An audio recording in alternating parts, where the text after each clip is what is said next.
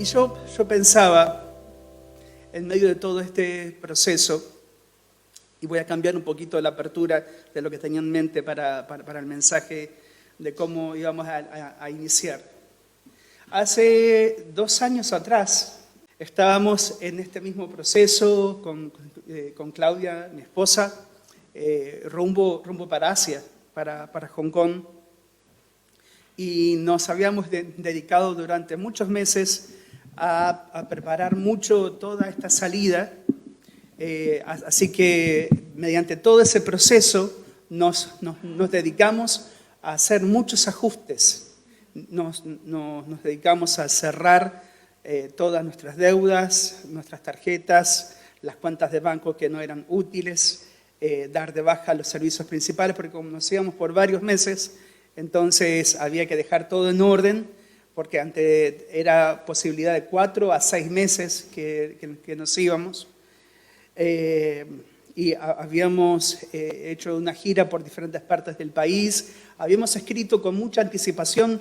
Vieron que nos cuesta escribir cartas de noticias para ser parte a nuestros apoyadores e iglesias o gente que son parte de nuestra vida o socios en las misiones. Nos cuesta mucho tomarnos el tiempo y sentarnos a escribirlo. Bueno, en esa ocasión yo fui muy precursor, la había hecho ya en enero y el viaje era en septiembre. Dije, para que nadie me diga nada después, que por qué hacemos las cosas a último momento. ¿Vieron que esto nos pasa? ¿Te pasa o no? Bueno, entonces yo ya había escrito la carta de noticia, había puesto las prioridades, había puesto los desafíos y ya habíamos empezado ese año más organizados, sabiendo lo que iba a venir. Entonces, y es lindo trabajar con anticipación. Es lindo trabajar por adelantado, es lindo trabajar con organización, sabiendo tener metas claras, las prioridades y por lo menos tratar de escuchar al Señor, cómo poder planificar los años que vienen de la mano de Él. Que este es un desafío, porque a veces somos o muy improvisados o muy del flow, dejar que las cosas pasen, dejar que las cosas sucedan. Pero a veces tenemos que tomarnos esto tan en serio de que el Señor no está improvisando con tu vida. Él no está improvisando con tu tiempo. Él no está improvisando con tus decisiones. Él no está improvisando con que le estás dando el regalo más precioso de tu vida, que es tu juventud. Bueno, para el niño, para el joven, para los adultos, para los ancianos, todo esto es un precioso tesoro. Entonces, llegando a la fecha límite del viaje, ya nos habíamos quedado, habíamos pagado y habíamos cerrado completamente todo. Terminamos el viaje acá en Rosario, nos despedimos de una iglesia muy querida como es la del pastor Carlos Bertorello, Generación de Impacto, y dijimos, sí, nos vamos el miércoles, esto fue sábado, imagínate, el domingo, dijimos, sí, nos vamos, y en realidad, a veces yo me siento como que o jugamos a una vida paralela o es un camino de fe solo para locos como nosotros. Dije, sí, nos vamos este miércoles, pero ese domingo no teníamos todavía ni siquiera $100 para el pasaje y eran como 4,000. Y no teníamos nada y era tan loco despedirnos de la gente, despedirnos de Sofía. Decir, bueno, ya está, nos vamos, listo. ¿Y tienes la plata para el viaje? Bueno, no. Así que llegamos a casa ese domingo de la noche con el auto, cansadísimos de todo el viaje. Habíamos ido a Río Gallegos, a Azul, a Entre Ríos, a Rosario. Nos habíamos despedido de la familia para hacerlo lo mejor posible. El domingo de la noche dije, mira Claudia, lunes no puedo ver nada, necesito dormir. Si nos vamos a ir el miércoles, todo el tiempo con esta planificación en fe, ¿no? Es decir, necesito dormir un poco porque estoy cansadísimo. Así que el lunes dormimos todo el día y dije, porque nada va a cambiar con que estemos ansiosos, afanados, como locos en medio de esto. Entonces ese martes a la mañana me levanto y nos quedaba un día y medio. Y cuando me levanto en la mañana, comienzo a escuchar esta canción. Ya no soy esclavo del temor, ahora soy hijo de Dios. Dice, y abriste el mar para que yo camine. Y esa frase me venía, y yo no tengo, tengo mucha memoria para algunas cosas, pero esta canción me retumbaba, me perseguía desde las 7 de la mañana en los oídos. Y digo, ¿qué tiene que ver esto conmigo, Señor? Pero el tema de hoy es frente al dolor, frente a lo incierto, frente a lo que no puedo cambiar, frente a lo que no puedo, a lo que sale de mi control. ¿Cómo me posiciono? ¿Y cómo actúo? ¿Busco soluciones y respuestas mágicas a estas situaciones para salir lo más pronto posible, para pasar por el menor dolor posible?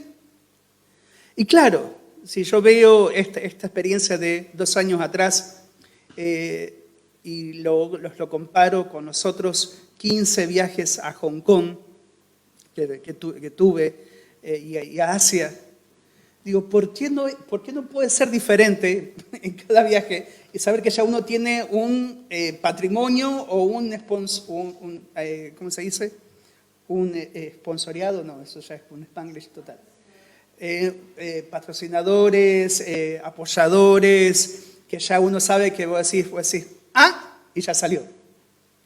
Y no tenés y te evitas estos dolores de cabeza.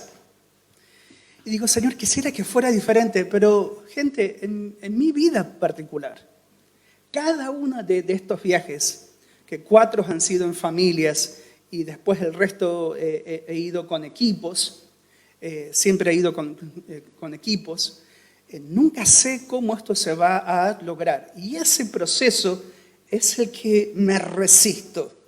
Ese es el proceso que no quiero vivir y no quiero atravesar. Y digo, otra vez me hallo en esta tensión. ¿Por qué?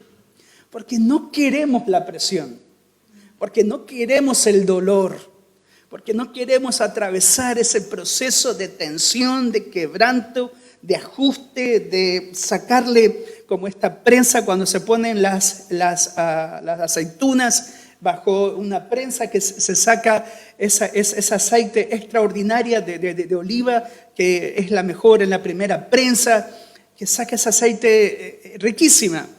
Y el aceite de oliva que la mayoría comemos es un aceite de oliva muy dudosa, mezclada, media rara, ¿no? Solamente en algunos lugares la podés conseguir. Entonces, frente a esta situación, ¿cómo nos posicionamos? ¿Y qué es lo que hacemos en estos momentos, en estos procesos? ¿Uno quiere huir? ¿Uno quiere evadir? ¿O uno niega? ¿O uno se resiste? ¿O uno revela? ¿Se revela? ¿O uno lo esconde? Pero qué tremendo que es saber que el verdadero evangelio no viene a esconder nuestros dolores y nuestros problemas o nuestras historias. El verdadero evangelio viene a transformarlas en nuestra vida. Por eso que el pasado no determina tu vida, no determina lo que hoy sos y lo que vas a hacer mañana, sino es ese capital, es ese patrimonio, es ese depósito de gloria de lo que Él está haciendo hoy en tu vida. Y la capacidad de tomar decisiones es la que se va perfeccionando, es la que se va puliendo. O sea, frente a estas situaciones, ¿cómo lo manejamos? En mi caso personal, teniendo una historia bastante compleja, bastante difícil, y con muchos episodios muy marcados de mucho dolor, cuando ya uno tiene unos años más, uno ya no quiere más pasar por momentos difíciles. Uno quisiera que fuera más práctico, más rápido, más fácil. Pero hoy justamente mientras escuchaba a Ezequiel cantar, estaba meditando esta palabra en Isaías 53. Y dice Isaías 53, versículo 3. Despreciado y desechado entre los hombres. Varón de, ¿qué dice? De dolores, experimentado en quebranto. Y como que escondimos de él el rostro, fue menospreciado y no le estimamos. Los próximos versículos, hasta el versículo 10, dan todo un detalle del rechazo, de la persecución, del maltrato, del insulto, de la burla, del menosprecio. Y parece que en muchos de nuestros púlpitos o plataformas o mensajes están muy direccionados a salir rápido de estos procesos, a ser sano del rechazo. Pero lo que más me impresiona de Jesús es que Él le enseñó a sus discípulos cómo manejar el rechazo. Dice, a ustedes los van a rechazar. Por lo tanto, esto es lo que les va a venir. Y Él los preparó y les enseñó y los formó y los disciplinó. O sea, les dio herramientas sumamente valiosas en todo este proceso. Ahora, si Jesús fue experimentado en dolores, un hombre que manejó, porque convengamos, 100% hombre, 100% Dios, y pudiendo evitar, pudiendo negar, pudiendo huir, pudiendo rechazar, pudiendo tomar atajos, pudiendo saltar etapas, pudiendo evadir procesos, siendo Él 100% hombre, 100% Dios, y decidió transitarlo. ¿Quiénes somos nosotros para decirle no cuando el dolor golpea la puerta de tu corazón? No, esto no es Monseñor, espero. No es un mensaje profético que te va a venir te va a venir un tiempo de mucho dolor. No, por favor, Señor, cubrinos con tu sangre preciosa. Pero es en este proceso, por lo menos, donde yo me siento hoy. En las cosas que me gustaría cambiar. En las cosas que quisiera que fueran diferentes.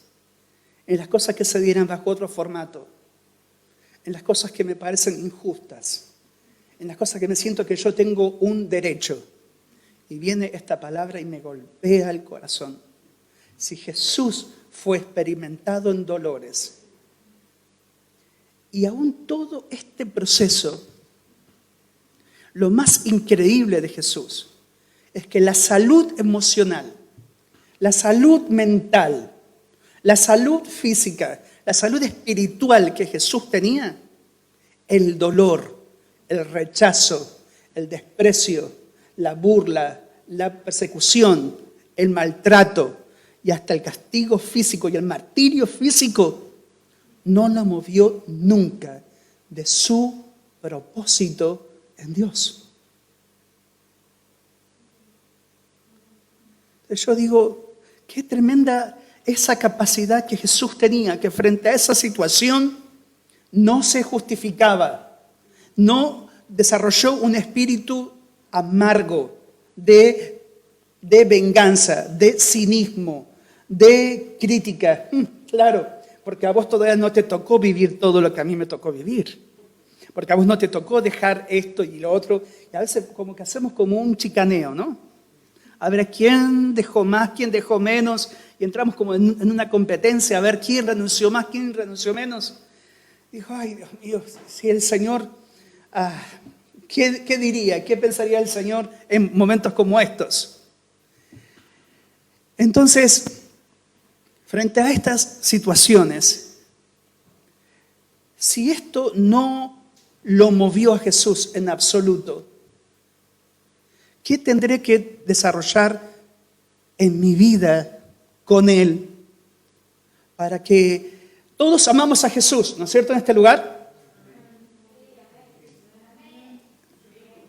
Ay, Dios mío, no sé si están tan seguros. Todos amamos a Jesús en este lugar, ¿no?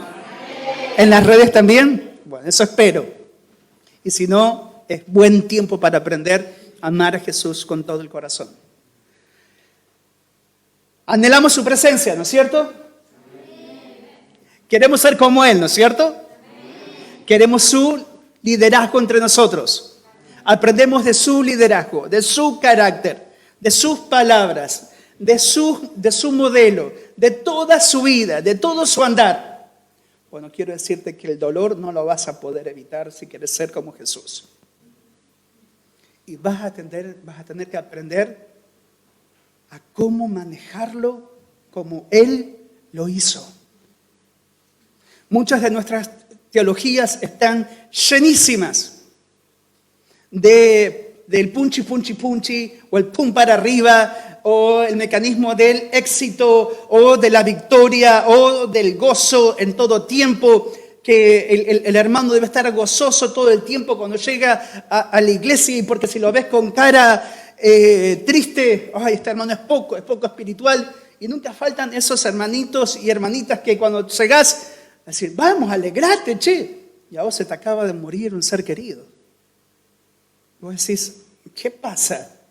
Y a veces en medio de nuestros mensajes están tan centrados en el desarrollo de la victoria, del éxito, de la prosperidad, del gozo por encima de toda situación, pero poco se enseña sobre cómo manejar el dolor desde una teología saludable y correcta a la hora de cómo Dios lo ve.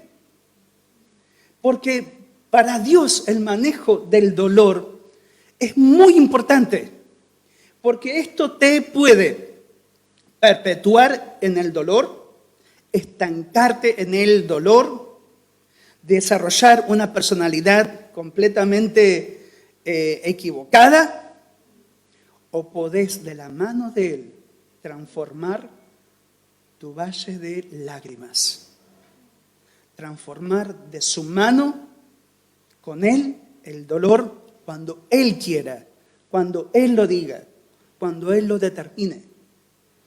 Entonces, quiero que vayamos, por favor, a otro pasaje.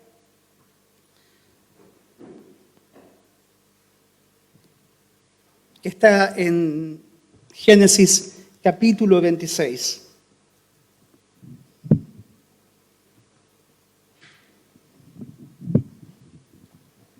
Menos mal que me traje a mis ayudantes, los lentes. Esta es una historia muy, muy particular. Esta es la historia de un Isaac. Este hombre, Abraham había fallecido. Sara había fallecido. Qué interesante que Abraham fallece a los 170 y pico de años, ¿no? Qué longevo, fue uno de los más longevos de esa época. Isaac queda solo. Ahora, frente a esto, imagínate, ponete por un rato en el lugar de Isaac. Sobre la vida de Abraham, su padre, y Sara, su madre, pesaba esta promesa y este pacto de Dios a través de la vida de ellos como matrimonio para sus hijos y para sus descendencias y para las próximas generaciones. Dice, y en ti serán benditas todas las familias de la tierra. Un pacto tan increíble. Dice, a ti te daré toda esta tierra. Y ahí comienza el proceso de la tierra prometida. Pero fallecen su padre Abraham, su madre Sara. Isaac se encuentra frente a todo este proceso. ¿Qué decisiones tomar? Claro, esto fue con ellos. Pero ¿y conmigo ahora, Dios? ¿Cómo seguimos? Y acá interviene Dios de manera tan hermosa. Génesis capítulo 26, versículo 1. Y después, dice, después hubo hambre en la tierra, además de la primera hambre que hubo en los días de Abraham, y se fue Isaac a Abimelech, rey de los filisteos en Gerar. Y se le apareció Jehová y le dijo, no desciendas a Egipto. Dice, habita como forastero en esta tierra y estaré contigo y te bendeciré, porque a ti y a tu descendencia daré todas estas tierras y confirmaré el juramento que hice a Abraham, tu padre.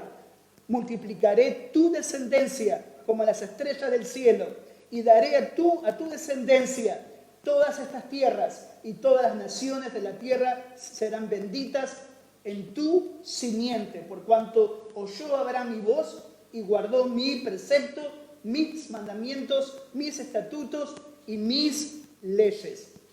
Por lo tanto, habitó pues Isaac en Gerar, o en Gerar. Ahora,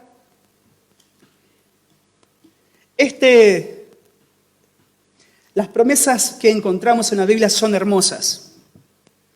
Y uno las reclama, y uno las pide, y uno se pelea por estas, y a algunos las arrebatamos, y otras las agarramos con todo el corazón. Pero para que las promesas sean cumplidas en tu vida, hay condiciones. Hay un proceso que no podemos evitar, no podemos saltar, no podemos obviar, que tenemos que vivirlo y tenemos que atravesarlo. Entonces, me puedo imaginar a este Isaac en este momento tan fuerte, pero qué tremendo que a Abraham, en medio de todo su llamado, ¿cómo comienza Génesis 12? Y dice que Dios llama a Abraham y le dice: Abraham, sal de tu tierra y de tu parentela a la tierra que yo te mostraré. Comienza un viaje, comienza una aventura, comienza un viaje misionero sin saber a dónde se dirigía. Y en todo ese proceso Abraham hace un recorrido extraordinario y pasa por Egipto en medio de todo ese proceso. Pero cómo desde Génesis capítulo 12 al capítulo 22, todas las cosas que Abraham atraviesa, tan fuerte. Y en medio de todo esto vemos cómo este hombre quería hacer la voluntad de Dios y el proceso de Dios y el plan de Dios y el pacto de Dios y la promesa de Dios, pero en su fuerza. Y cómo Dios tuvo que trabajar tan profundo para enseñarle el gran proceso de la circuncisión, que mucho más que algo físico, mucho más que en un genital, la circuncisión más importante es la que pasa por el corazón. Es donde Dios extirpa lo que no le sirve, lo que estorba a su plan, lo que no ayuda ni facilita para que su plan se haga en nuestra vida. En otras palabras, la circuncisión tiene que ver lo que Él tiene que extirpar, sacar, desenterrar de nuestro carácter. Mi impaciencia, mi ansiedad, mi demanda, mi exigencia, mi rebeldía, mi obstinación, lo que Él tiene que sacar tan profundamente. Pero es en este caso que con Isaac fue diferente. Y le dice: Isaac, en tu caso no tenés que ir a Egipto. Tenés que quedarte en la tierra donde Abraham, tu padre, cavó todos estos pozos. Dice, y acá es donde tenés que quedarte, en Gerar, porque es acá donde yo te voy a bendecir. Ahora, yo le pedí que me buscaran una imagen. Gerar, ¿qué tipo de tierra era? Gerar era la entrada, era como la parte previa a todo lo que es el desierto. Ahora, imagínate, estoy tratando de poder resumir porque esto es una charla muy larga, entonces quiero encapsularlo un poquito más. Ahora, imagínate que para Isaac quedarse en esta tierra, ahora él estaba con su esposa, luego con todo el proceso que él atraviesa, y qué interesante que tanto Abraham, Isaac y Jacob, los tres repitieron patrones en común. La mentira, el engaño, también las esposas estériles de los tres. Y cómo tuvo que intervenir el Señor para cambiar este ADN espiritual en la vida de ellos. Entonces había algo en común que Dios quería tratar con ellos. Entonces es acá donde Isaac necesita obedecer al Señor. Y si te vas a quedar en esta tierra como extranjero, como forastero. Y acá vas a emprender tu historia como familia. Y acá vas a emprender estos procesos para echar raíces y acá yo te voy a prosperar. Ahora, en el medio del desierto, en el medio de la sequedad, en el medio de no le dijo, bueno, te voy a poner en este oasis con todas estas palmeras y con este arroyo de aguas vivas para que acá te quedes disfrutando de todo este proceso y te voy a poner este castillo y te voy a proveer esta fruta. No. ¿En qué ambiente lo puso? En un ambiente de desierto, en un ambiente hostil, en un ambiente complicado, en un ambiente difícil,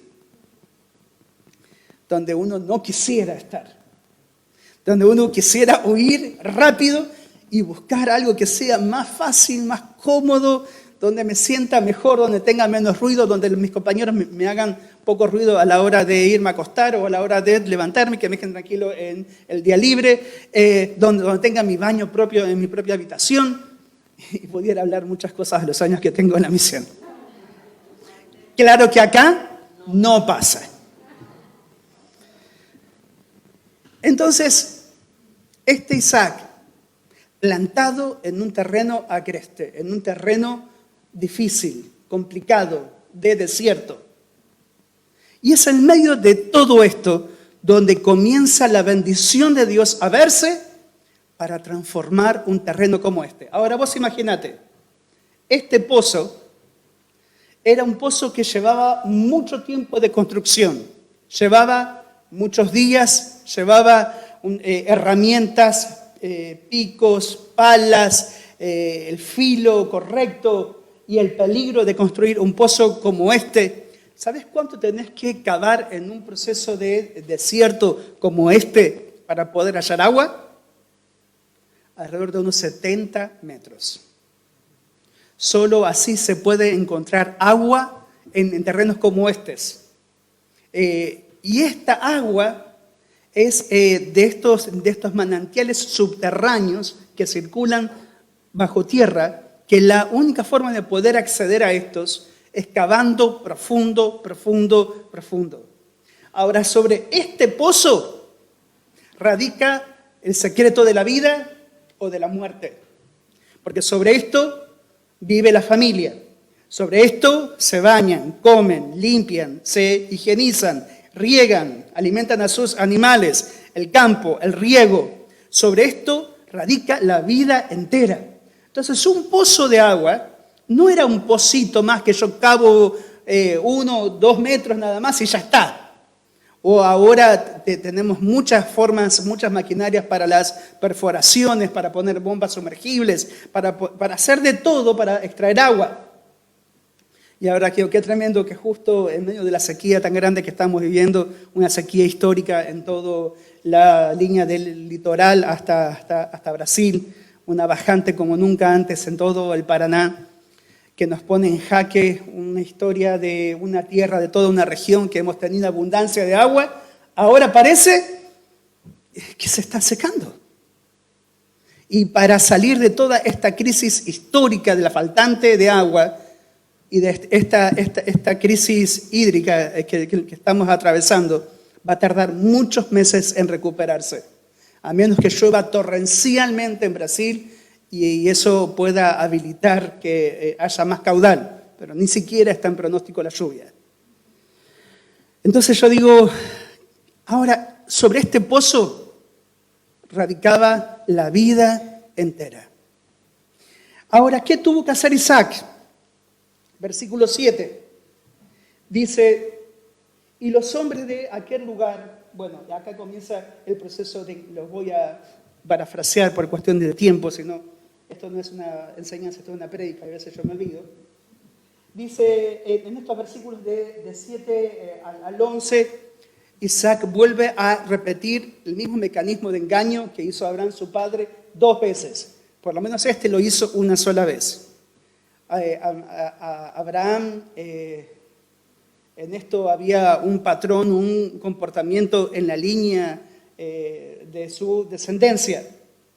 hasta que Isaac reconoce que no, que su esposa no era su hermana y realmente era su esposa, se arrepiente este rey Abimelech, tiene temor de Dios porque ve lo que Dios estaba haciendo. Versículo 12. Dice, y sembró Isaac en aquella tierra y cosechó aquel año. ¿Cuánto? ¿Cuánto? 100 por 1. Dice, y lo bendijo el Señor. El varón se enriqueció y fue prosperado y se engrandeció hasta hacerse muy poderoso. Y tuvo hato de ovejas y hato de vacas y mucha labranza. Y los filisteos le tuvieron bronca, envidia, celos. ¡Qué desgraciado! Dice, y todos los pozos que había abierto los criados de Abraham, su padre, en sus días, los filisteos los habían cegado, o sea, tapado y llenado de tierra. Porque sabiendo que tapando los pozos, tapando las perforaciones, tapando estos 5 pozos tan importantes en el desierto, ¿cuál era el mensaje? No vas a vivir, no vas a prosperar, no vas a crecer, no vas a salir de esta situación. O sea, era un mensaje intimidante, era un mensaje violento, agresivo, un ataque directo a este plan que Dios tenía con este Isaac. Los 5 principales pozos tapados. Qué difícil, qué momento más fuerte. Sin embargo, este Isaac, ¿qué hizo? Dice, versículo 16. Entonces dijo Abimelech a Isaac, apártate de nosotros, porque mucho más poderoso que nosotros te has hecho. E Isaac fue de allí y acampó en el valle de Gerar y habitó allí. 18. Y volvió a abrir Isaac los pozos de agua que habían abierto en los días de Abraham su padre, y que los filisteos habían cegado después de la muerte de Abraham, y los llamó por los nombres que su padre los había llamado. Dice, pero cuando los siervos de Isaac cavaron en el valle y hallaron allí un pozo de aguas vivas, ahora vamos a decir que no son las medusas esas que están en el agua que te queman cuando estás en el mar, no es ese tipo de aguas vivas. Dice, pero cuando los siervos de Isaac cavaron en el valle y hallaron el 20, los pastores de Gerar riñeron con los pastores de Isaac diciendo, el agua es nuestra. Por eso llamó el nombre del pozo Esek, porque habían altercado con él, pleito, enemistad. 21. Y abrieron otro pozo y también riñeron sobre él. Y llamó su nombre Sitna. Y se apartó de allí y abrió otro pozo. Pero esta vez no riñeron sobre él. Y llamó su pozo Rehobot. Y dijo, porque Jehová nos ha prosperado y fructificaremos en la tierra. Y de allí subió a Berseba. Ahora, él tuvo que dejar sus derechos, dejar su propia justicia. Y frente a estos procesos de tanto ataque, ¿cómo un hombre podía prosperar de esa manera? En un año, en la peor condición, en la peor situación, en el peor desierto. ¿Cómo podía prosperar cuando tenía todo en contra para que esto ocurriera en su vida? Entonces dice que este hombre cavó estos pozos, los volvió a destapar, y él mismo, si vemos en los próximos versículos, cómo este hombre se hizo experto, cavador de pozos, y después versículos más adelante, constructor de altares. En estas 2 cosas, Abraham, Isaac y Jacob fueron expertos, cavadores de pozos y expertos en construir altares. Luego de la situación grave, luego de la persecución, luego de la crisis, luego de las situaciones difíciles, luego de excavar el pozo y encontrar aguas vivas, dice que construyeron altares para adorar a su Dios. Y esta enseñanza que estoy compartiendo hoy radica sobre esto. Esta es una invitación del Señor en volvernos expertos cavadores de pozos y expertos constructores de altares frente al momento del dolor, al sufrimiento, a la crisis en nuestra vida. Cuando golpea tu puerta, no te perpetúes en el dolor. No te quedes aferrado a la autocompasión. Deja de verte como langosta y como víctima del proceso. Jesús entrenó a los suyos a no huir del dolor. Les dijo lo que iba a ocurrir.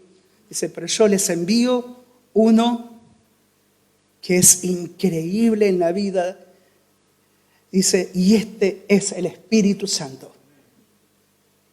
Y vemos que, qué interesante, que luego de todo este proceso, luego más adelante, a lo largo de muchos pasajes de la Biblia, habla y repite la misma situación. Habla sobre los pozos de agua, aguas vivas. Después dice en Juan, y de su interior van a correr ríos de agua viva. ¿Qué es esto?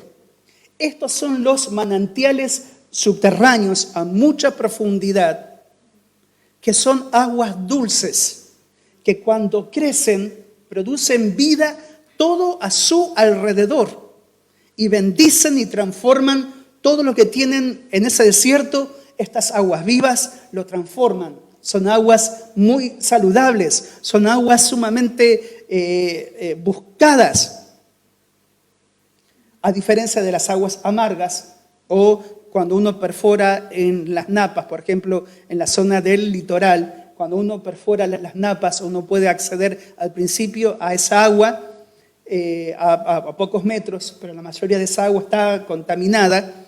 Entonces uno tiene que perforar mucho más profundo para encontrar buena agua. Bueno, no soy experto en cavador de pozos a nivel industrial, pero nos ha pasado muchas veces esto. Y encima, cuando vos encontrás agua, tenés que mandarla. Bueno, acá no pasa porque ustedes, la mayoría en Rosario, hay agua de red, pero cuando uno vive afuera, el agua, cuando es agua de pozo, tenés que mandarla a analizar para que sea agua buena, porque si no, si el agua está contaminada con bacterias, es muy nociva para la salud. Y encontramos en muchas partes del mundo que cuando las perforaciones de agua, el agua está filtrada, está contaminada, hay bacterias y hay diferentes minerales que son nocivos para la salud, esa agua mata a la gente. Pero increíble que, y esto es un pensamiento que a mí me rompe la cabeza, ¿no? El pozo de agua no podés llevártelo con vos a donde vos te muevas. El pozo de agua no es móvil, no es, ¿cómo se dice? No es algo que vos puedas llevarte con vos a cualquier parte. ¿Cuál es el mensaje de esto? Que en cualquiera sea tu etapa, tenés que aprender a cavar tu pozo. ¿Qué es cavar un pozo en nuestra vida personal? Vos tenés la decisión, la incredulidad, la duda, la crítica, la ironía, el cinismo, la queja. Lo único que hace es tapan los pozos. Pero cuando uno cava profundo pozos, ¿qué tiene que ver? Que es en el medio del dolor, la forma en cómo uno lo maneja. Y en medio de toda esta última etapa, y una de las razones por qué estamos en Rosario también, en medio de todas las épocas de contagio y todos los contagios que tuvimos también en la base en Ituzaingó, en Buenos Aires, y el hecho de salir a contenerse, me contagió toda la EDE, todos los obreros de la EDE, 45 personas en 3 semanas que dieron positivo. El Ministerio de Salud no quería hacer más testeos. Los laboratorios, cuando venían a ser hisopados, pues teníamos que descartar este tema en los que venían. Dijeron, no, ya están todos contagiados acá, ¿para qué van a hacer testeos? Y hemos pasado semanas muy difíciles obreros que perdieron su madre, su padre, sus abuelos, sus tíos en medio del COVID, sus pastores también, los estudiantes que perdieron pastores enfermos de COVID. Momentos muy fuertes en medio de todo este proceso, tratando que Rocío, nuestra hija, venga de Hong Kong hace 1 año y medio, intentando miles de formas, 3 años y medio que no está, y nosotros esperando este reencuentro familiar hace ya mucho tiempo, porque siempre se dice que un cálculo, lo más razonable es tener 2 años en el campo misionero, luego volver, recargar pilas y volver al campo misionero para seguir en el proceso de adaptación, cambio. Bueno, con ella se rompieron todas estas fórmulas. Y con toda la complicación, ayer el gobierno de China se salió a decir que China cierra sus fronteras, que no pueden salir de China los chinos, para evitar contagios. Gracias a Dios, Rocío, aunque parece China, pero no es China, ella es residente, pero estaba todo cerrado acá. Y hoy, después con esa noticia terrible, nos fuimos a dormir ayer. Hoy amanecemos con la otra noticia, que el gobierno parece que entre mañana y pasado el presidente va a dictar otro documento único en medio de todos los protocolos que va a ser para flexibilizar la venida de extranjeros y argentinos que tengan familiares en Argentina. Pero hay que esperar a mañana o al sábado y a la redacción del documento único para que entre en vigencia y para que sea legal. Entonces le escribía hoy a Hong Kong, a Diego, le decía, mira, por favor, este es el proceso, esta es la ventana de tiempo, quizás esto es lo que podemos hacer, porque ya nos pasó que compró los pasajes en julio, ya tenían la fecha para venirse, el gobierno de repente sin anuncio, no voy a entrar en política, sin anuncio y sin ningún tipo de protocolo, decide cambiar esto, restringir la entrada de argentinos, porque tampoco entran extranjeros en esta época, y de repente miles varados. Ahora se ha flexibilizado, ya están entrando un poco más de 6.000 por día, pero queda mucha gente varada afuera todavía. Entonces con esto parecería que se podría flexibilizar, pero China se ha vuelto más estricto. Entonces, si Rocío viene, significa que tiene que tener al regreso de Hong Kong, si le dejan regresar, 3 semanas estrictas de cuarentena en una habitación, en un hotel, con una pulsera electrónica o digital que controla todos sus movimientos, pago por ella, y esa estadía en ese hotel, con la comida, con ese brazalete, es más de $3.500. O sea, es 2, casi 3 veces más lo que cuesta su pasaje. Entonces dijimos, a ver, ¿qué vamos a hacer? Y digo, frente a esta situación, ya llegó un momento que me agoté.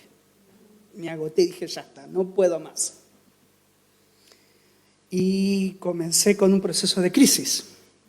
Bueno, tuvimos que devolver todos los pasajes, desarmar todo lo que ya habíamos armado.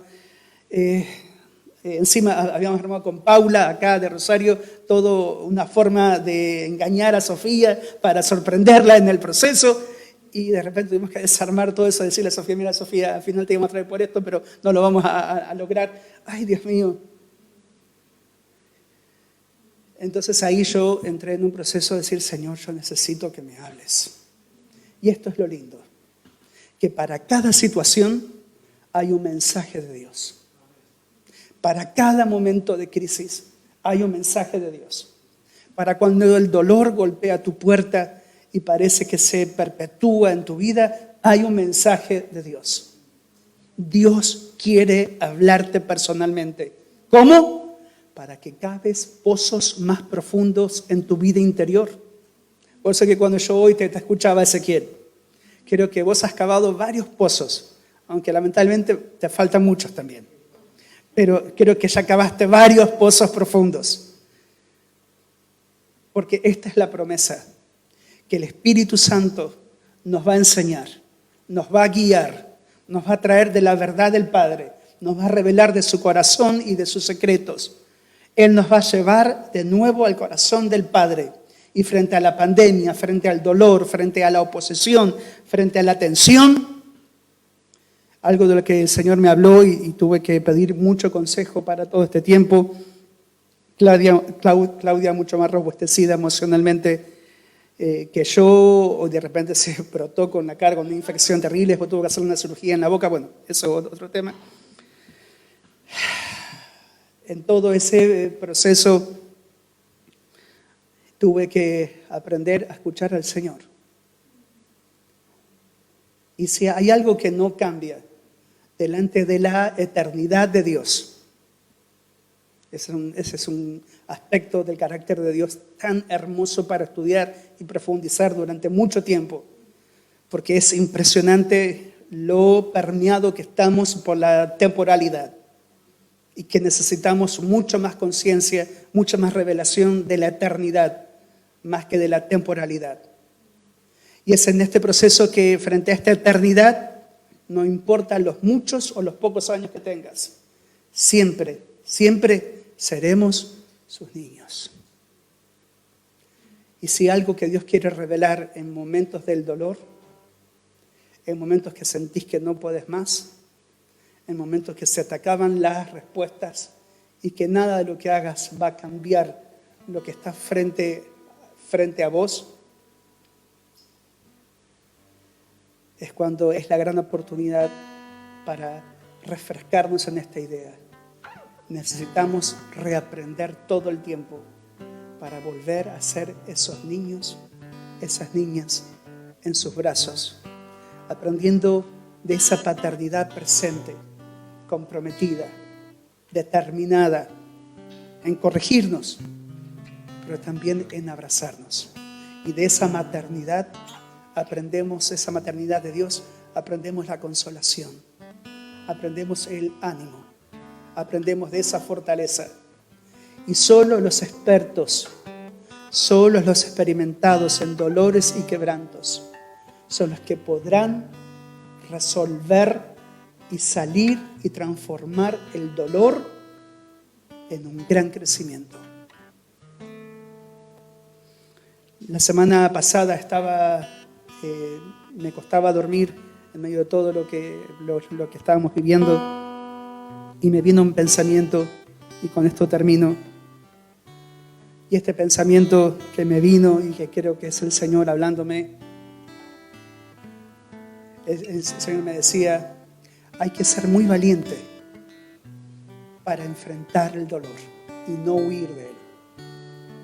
Hay que ser muy, muy valiente para aprender a hablar del dolor, para aprender a aceptar el dolor, para aprender a llorar en el dolor, para aprender a trabajar el dolor. Y después de un tiempo habrás aprendido a resolver el dolor y pasar a un nuevo nivel. Pero hay aquellos que no pueden hacerlo porque somos tercos y somos obstinados y somos rebeldes y somos huidizos y queremos escapar y queremos pagar el precio más bajito posible. Como se dice, somos muy pichuleros o muy de querer pagar lo menos posible y pasar rápido a otra cosa. Lo bueno de Dios, lamentablemente, tiene un precio muy alto, pero solo los valientes saben transformar sus aguas amargas en aguas dulces. Solo los que aprenden a ser expertos cavadores de pozos. Y ni siquiera entré a ser constructores de altares, así que eso se lo debo para otra oportunidad. Pero que en tu vida personal, en la etapa que te toque estar, que aprendas a cavar tus propios pozos y aprendas a ir profundo y desarrolles músculos en tus manos, en tus brazos, en tu cuerpo, que tengas herramientas filosas para que los pozos que caben te lleven a aguas profundas. Y tiene que ver que tenemos que ser profundos en nuestra fe, profundos en nuestros razonamientos, profundos en nuestras convicciones, profundos en nuestros quebrantos, profundos en nuestra sinceridad, profundos en nuestra humildad, profundos en nuestra vulnerabilidad. Cuando comenzamos con todos estos procesos, ahí yo me di cuenta que no, detesto el dolor en mi vida. Y detesto sentirme vulnerable. Y detesto llorar cuando estoy con dolor. Y detesto hablar de las cosas que me cuestan y que no puedo cambiar. Y aunque pasaron ya tantas semanas, estoy todavía trabajándolo. Pero de algo sé, que de toda esta experiencia ya tengo algo de experiencia en cavar pozos, pero me falta mucho más. Así que tranquilo, Dios quiere hacerte un experto cavador y lo va a hacer, para que sin importar la situación donde estés, vas a cavar profundo y de tu interior, de tu pozo, van a correr ríos de agua viva y van a embellecer y van a florecer y van a prosperar y van a alimentar a muchos con este río de agua viva de tu interior, como Él lo ha prometido. Estos adoradores son los que Él busca. Y no tiene que ver con cantar canciones. Tiene que ver aquellos que han podido desarrollar este poder de transformar el dolor en una bendición. La fe es la gran solución para este tiempo. Para este tiempo de desaciertos, inseguridades, incertidumbres, dolor y pérdida. Los científicos han perdido la esperanza en muchos aspectos, pero esta es la hora de los hijos de Dios, que pueden transformar un valle de lágrimas en un hermoso río de agua dulce, en un hermoso manantial de agua viva. Póngate de pie, vamos a orar.